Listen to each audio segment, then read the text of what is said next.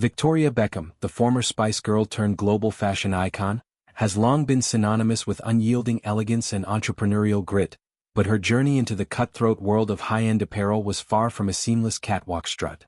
In a raw and revealing Netflix docuseries that peels back the glamorous facade of her eponymous brand, Beckham lays bare the harrowing financial freefall that nearly derailed her dreams, confessing to amassing tens of millions in debt during the nascent stages of her business.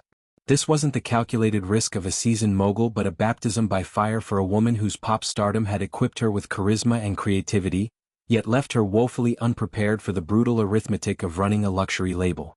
As she recounts the sleepless nights and soul-searching conversations with her husband, David Beckham, the series transforms her story into a masterclass in resilience, illustrating how one woman's refusal to yield turned red ink into runway gold. It's a narrative that resonates far beyond the fashion elite, speaking to anyone who's ever bet everything on a vision, only to watch it teeter on the brink of collapse.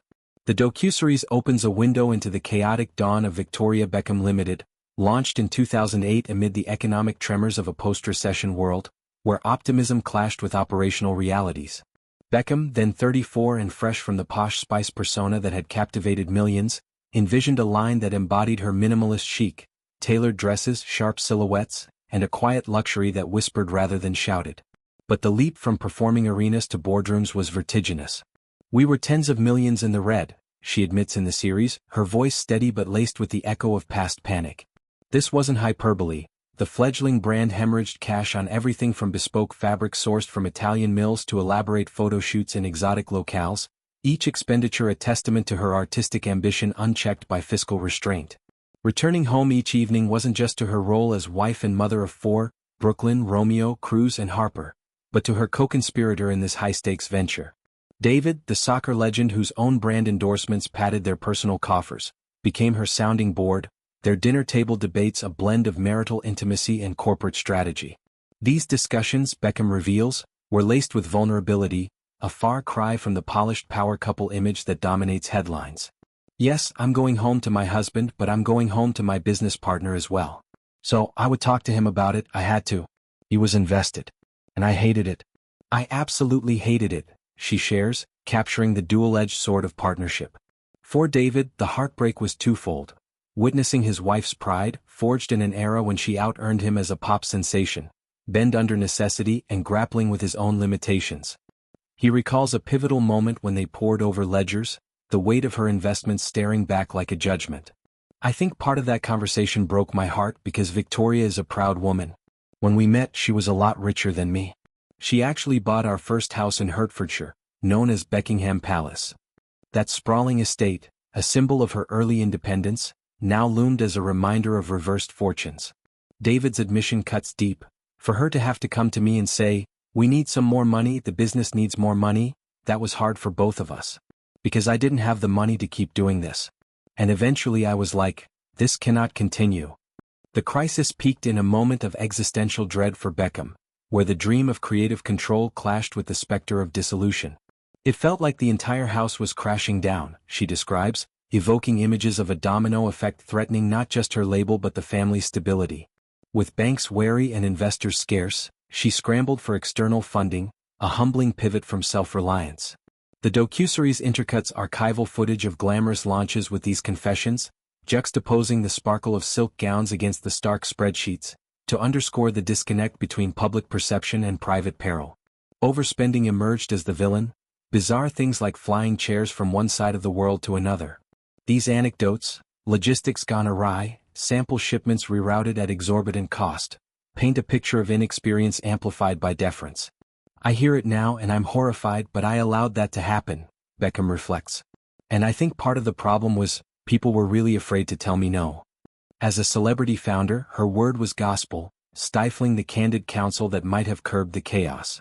This revelation humanizes her, transforming the Ice Queen archetype into a learner's journey, where authority bred isolation rather than insight.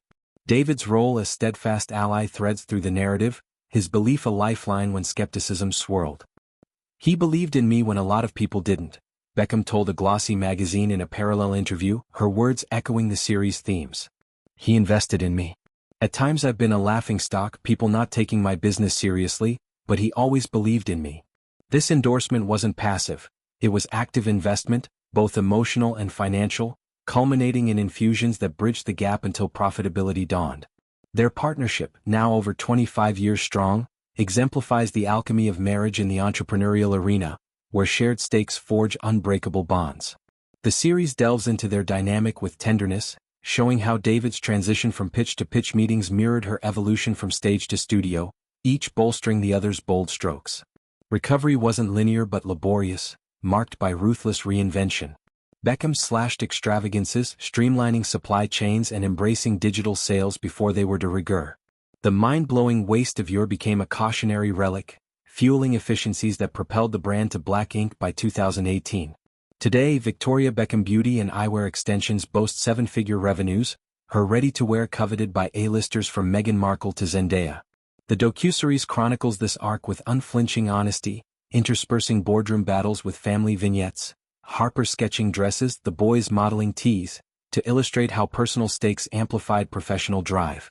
Beckham's pivot to inclusivity, launching size-inclusive lines and sustainable practices, reflects lessons etched in debt's fire. Luxury must evolve or extinguish. Broader, her saga spotlights the fashion industry's underbelly, where 80% of startups falter within 5 years, and female founders face steeper climbs.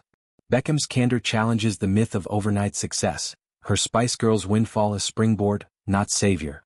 Interviews with insiders, designers who navigated her early edicts, investors who hedged on her vision, add texture, revealing a woman whose perfectionism bordered on peril but ultimately prevailed. David's reflections evolved too, from heartbroken bystander to proud proponent, his Netflix cameos a counterpoint to her intensity. In retrospect, the debt was Beckham's forge, tempering talent into tenacity.